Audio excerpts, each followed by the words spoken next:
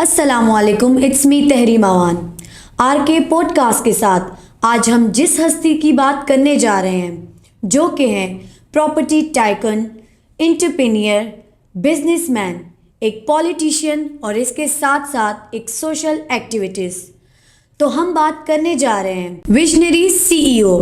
اگر ہم ان کے بیک گراؤنڈ کے بارے میں بات کریں تو ان کے ویژن کا اندازہ اس بات سے لگایا جا سکتا ہے کہ جس علاقے سے ان کا تعلق تھا وہاں پہ تعلیم اور سہولیات کا فقدان نہ ہونے کے برابر تھا۔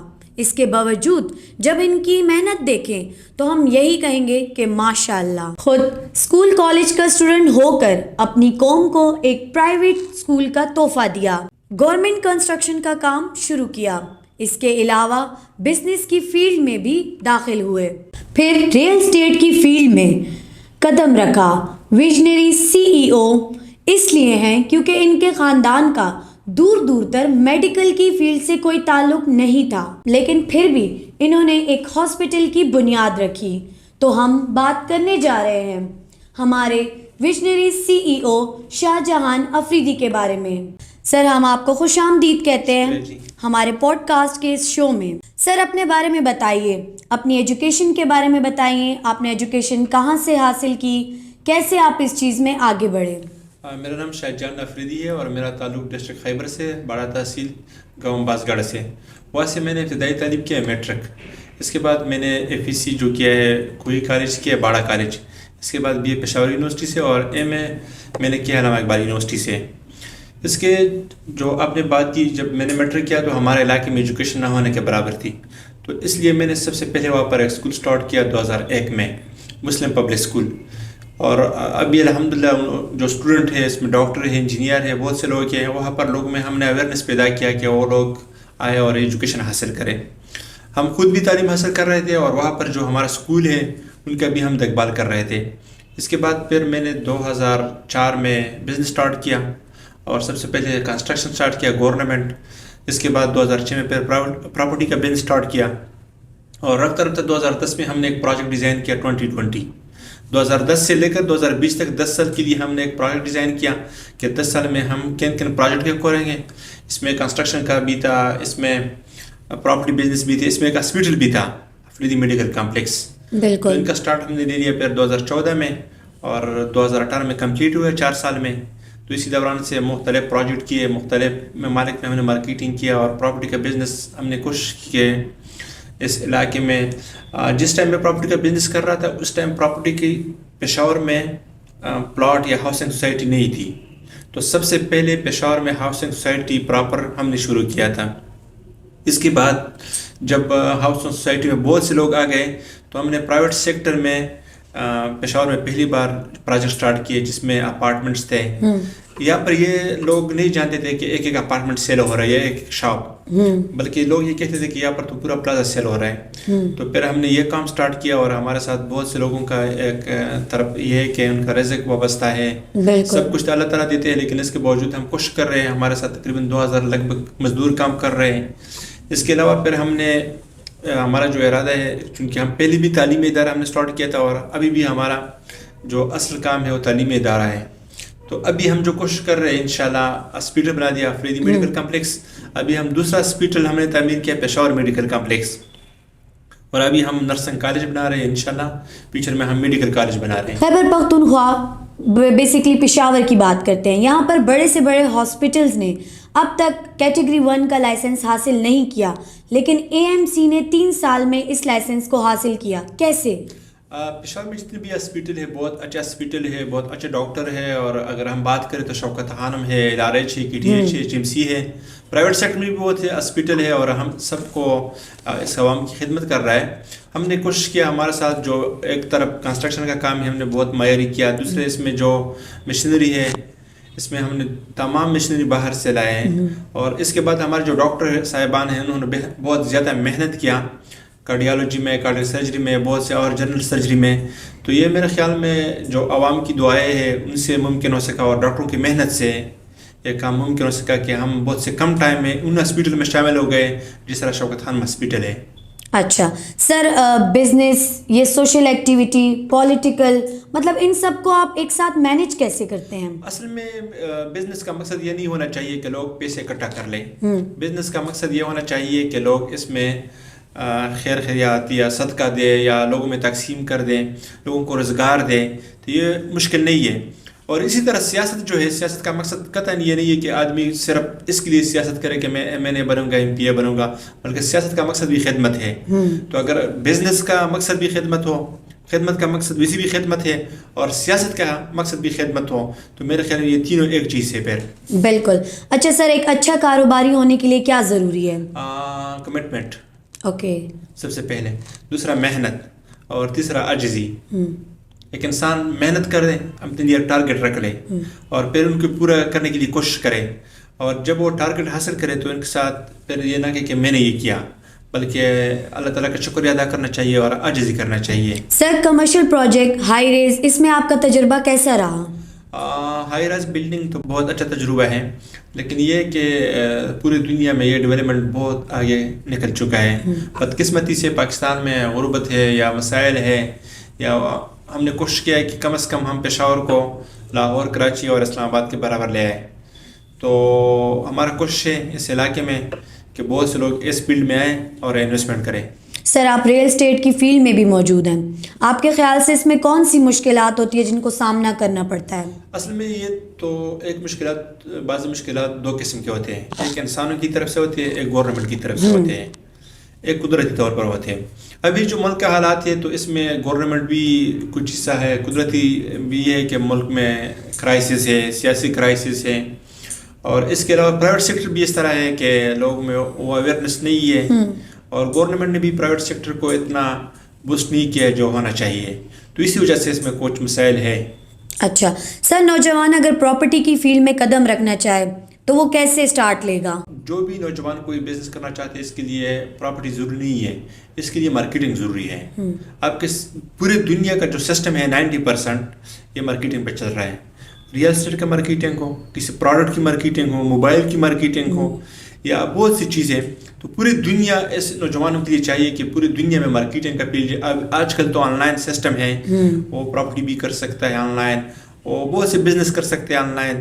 تو رفتہ رفتہ دنیا گلوبل ویلیج بن چکا ہے، تو مارکیٹنگ پر فوکس کرنا چاہیے. بالکل سر. اچھا سر، سیاست کی طرف آتے ہیں. آپ نے جیسے بتایا، جیسے آپ کے نام کے ساتھ ایک پولیٹیشین کا نام بھی لگا ہوا ہے، اس کے بارے میں بتائیں کہ یہ سیاست آپ نے کہاں سے شروع کی اور کون سی جماعت سے آپ نے شروع کیا؟ میں نے 8 کلاس میں اسلامی جمعیت طلبہ جو اسلامی کے جو اسٹوڈنٹ ونگ کے ان کے ساتھ وابستہ رہا.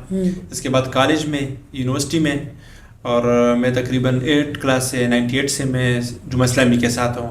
اور جمعہ اسلامی چونکہ اس علاقے میں یا پورے پاکستان میں واحد سیاسی پارٹی جس میں جمہوریت ہے. اس کے علاوہ اس میں ایجوکیشن کے تعلیم یافتہ لوگ بہت زیادہ ہے، ان کا خدمت فاؤنڈیشن بہت اچھا ہے. تو اسی وجہ سے یہ لوگوں کا خدمت کر رہے ہیں. حکومت کو نہیں دیکھتا ہے کہ یہ حکومت علاقے میں سیلاب ہے، زلزلہ ہے ملک پر، یا کرونا یا دوسری مشکلات. تو میں یہ کہتا ہوں کہ آج کل ہمارے طرح لاکھوں نوجوانوں کو جو اسلامی نے رستہ دیکھا ہے. اچھا سر، ضلع خیبر میں بہت سارے ایسے سرمایہ دار لوگ موجود ہیں جو کہ انٹرنیشنل برانڈ کو بھی چلا رہے ہیں، لیکن انہوں نے کبھی اس طرح کی کوئی سوچ نہیں کی. آپ کے مائنڈ میں یہ خیال کیسے آیا؟ اصل میں ہمارے جو علاقے کے سرمایہ دار لوگ ہیں ان کا سوچ یہ ہوتا ہے کہ میں گاؤں میں سب سے پہلے بڑا حجرہ بناؤں، لوگ اکٹھے آ جائے میرے حجرے میں. بالکل. تو میں ابھی ایوب افریدی کی بات کر رہا ہوں. انہوں نے جنوبی ایشیا میں سب سے بڑا گھر بنایا ہے. اگر اس کی جگہ میں ہوتا تو میں ایوب یونیورسٹی بنا دیتا. آج ان کا نام بھی ہوتا اور لوگوں کو فائدہ بھی ہوتا. آج اس نے گھر بنایا تو اس کا تو کوئی فائدہ تو نہیں ہے. اسی طرح جو سرمایہ دار لوگ ہیں خیبر کے ہیں، وہ صرف حجرے بناتے ہیں یا کھلے بناتے ہیں یا بڑے بڑے بنگلے بناتے ہیں. اصل میں خدمت جو ہے انسانیت میں ہے، کمیونٹی میں ہے.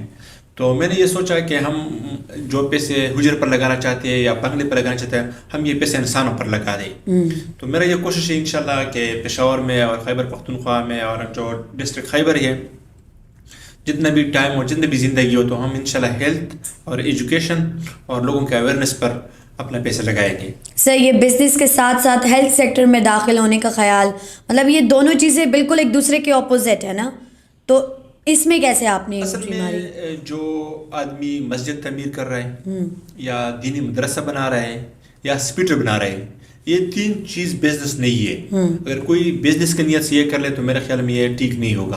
ہاسپٹل جو ہے یہ یہاں پر انسانیت کی خدمت ہونا چاہیے, اور ہم نے یہ اس سوچ پر بنایا ہے کہ اس سے ہمیں ثواب ملے, بزنس سے ہمیں فائدہ ملے, زندگی کی ضروریات ہیں. لیکن ہاسپٹل سے ادھر کوئی پیشنٹ کینسر کا آتا ہے, کوئی پیشنٹ ڈائلسس کا آتا ہے, ان کو پتہ ہوتا ہے کہ میرا عمر کتنا باقی رہ گیا ہے, بالکل ان کو پتہ ہوتا ہے کہ میں بیمار ہوں, ان کو پتہ ہوتا ہے کہ میرا شوگر ہے, لیکن ہم ان کو صرف علاج نہیں کراتے, ان کی یہ امید بھی دلاتے ہیں کہ یہاں پر ہم آپ کی خدمت کر رہے ہیں, اور وہ ان کو ہم یہ کہتے ہیں کہ آپ بیمار ہیں, آپ معاشرے پر بوجھ نہیں ہیں, بلکہ معاشرہ آپ کا خدمت کرے گا.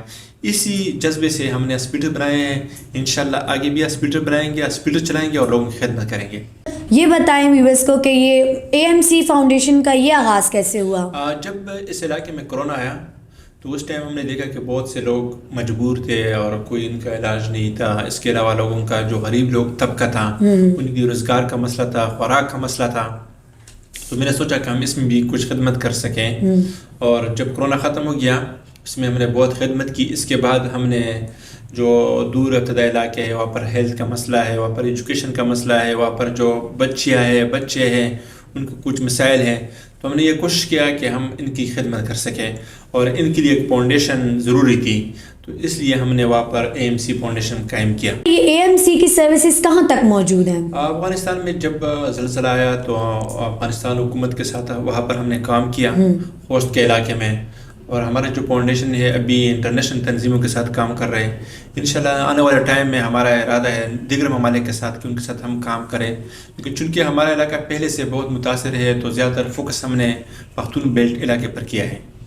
ٹھیک ہے سر. اچھا سر, آپ کے بارے میں ہم نے جتنا جانا ہے, مطلب آپ کے خاندان میں بھی دور دور تک بزنس کا کوئی تعلق نہیں تھا, پھر آپ اس فیلڈ میں داخل کیسے ہوئے؟ اصل میں زندگی میں بڑے بڑے خواب دیکھنا میرا خواہش تھا, اور ان کے لیے پھر محنت کرنا, اس لیے کہ آدمی صرف خواب دیکھ لے اور ان کے لیے پھر بیٹھ جائے. بڑے بڑے خواب دیکھنا, ان کے لیے پھر محنت کرنا, اور پھر محنت اللہ تعالیٰ پر چھوڑنا, میرا پہلے سے یہ تھا کہ میں اس طرح کروں گا انشاءاللہ. دوسری بات یہ تھا کہ ہم دیکھتے تھے کہ چونکہ اگر گورنمنٹ نوکری پر جائے تو بظاہر بات ہے بہت مشکل سے ملتے ہیں, اور دوسرے اس میں آپ مخصوص بجٹ ہوتا ہے جس میں آپ خدمت نہیں کر سکتے, صرف اپنی فیملی کا کر سکتے ہیں. تو میرا یہ خواہش تھا کہ میں اپنی گاؤں میں, اپنی پورے علاقے میں کوئی خدمت کر سکوں, تو ان کے لیے ضرورت ہے کہ میں بزنس مین بناؤں. بالکل سر. سر آپ کو حرفن مولا بھی کہا جاتا ہے, مطلب کہا جا سکتا ہے کہ جو آپ نے ہر فیلڈ میں اپنا قدم رکھا ہوا ہے. محنت جو انسان کر لے تو میرے خیال میں یہ نہیں ہے کہ یہ کوئی چیز ناممکن ہے. آدمی سیاست میں, خدمت میں, ہاسپیٹل میں, بزنس میں, جہاں پر بھی محنت کرے تو محنت کا صلہ ملتا ہے. بالکل. اچھا سر, ہر انسان کی زندگی میں کوئی نہ کوئی ایک انسپائریشن ہوتی ہے جس سے وہ متاثر ہوتا ہے اور جس کو وہ اپنی زندگی میں شامل رکھتا ہے. آپ کی زندگی میں ایسا کون ہے جس سے آپ انسپائر ہوئے ہوں؟ بہت سے لوگ ہیں اس طرح کہ ہم سے ہم متاثر ہیں, وہ سیاست میں ہو, وہ بزنس میں ہو, تو اس علاقے میں بہت سے اس طرح لوگ ہیں کہ ان سے ہم متاثر ہو چکے ہیں. ان سے ہم نے, میں اگر ابھی گن لوں تو بہت زیادہ ہوگا, کہ ٹائم پر ہم نے ہمیشہ یہ کوشش کیا کہ دوسروں سے ہم سیکھ لیں, بالکل, اور دوسروں کے نقشہ قدم پر چل پڑے اور ان سے کچھ سیکھ لیں اور آگے ہم اور لوگوں کو بتا دیں. اچھا سر, یہ آپ کے نرسنگ کالج بنانے کا مقصد کیا تھا؟ اس ٹائم جو سب سے بڑا مسئلہ ہے گاؤں میں, علاقوں میں جو ویلیجز ہیں وہاں پر ہیلتھ کا ایشو ہے, بالکل, اور پراپر ڈاکٹر اس گاؤں میں نہیں ہوتے. تو ہم نے یہ کوشش کیا کہ یہاں پر نرسنگ کالج بنایا, ان کو ہم ویل ٹرینڈ کر دیا اور اپنی علاقے کی خدمت کریں. اس کے علاوہ ہمارے بہت سے لوگ بیرونی ممالک چلے جاتے ہیں تو وہاں پر لیبر جاتے ہیں. بالکل. تو لیبر کا ایک تو تنخواہ کم ہوتا ہے, دوسرے ان کے لیے بہت تکلیف ہوتا ہے. جب ہم لیبر بیچ دیتے ہیں بیرونی دنیا کو تو ہم کوئی نرس کیوں نہ بیچیں, نرس کا تنخواہ بھی زیادہ ہوگا. ابھی تقریباً 200 نرس کویت کو چلے گئے پاکستان سے, تو ان کی جو تنخواہ ہے پاکستان کی یہاں پر ڈاکٹر سے زیادہ تنخواہ ہے. تو یہ ملک کے لیے بھی فائدہ ہے کہ وہاں سے پیسے ملک کے لیے بیچ دے, پورے خاندان کے لیے بھی اچھا ہے. اور وہ آدمی جو خود یہاں سے وہاں چلا گیا, اس کے بجائے کہ وہ لیبر چلا جائے یا ڈرائیور چلا جائے, اس کے بجائے اگر وہ ڈاکٹر کیا یا نرس کیا تو اس کے لیے ان کو بہت فائدہ ہے. تو اس لیے ہم نے سوچا کہ یہاں پر انشاءاللہ ہم ان کو لوگوں کو ویل ٹرینڈ کریں گے, ان کو روزگار بھی ملے گا اور خدمت بھی کریں گے.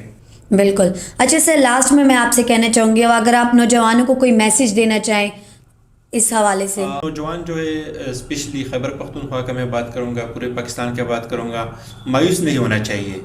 انشاءاللہ مشکل ٹائم ملکوں پر آتا ہے، قوم پر آتا ہے، خاندانوں پر آتا ہے، لیکن نوجوانوں کو باعث نہیں ہونا چاہیے. اپنی تعلیم پر فوکس کریں، روزگار پر فوکس کریں، اور میں یہ دیکھتا ہوں انشاءاللہ یہ پاکستان کا جو مستقبل ہے یہ روشن ہے.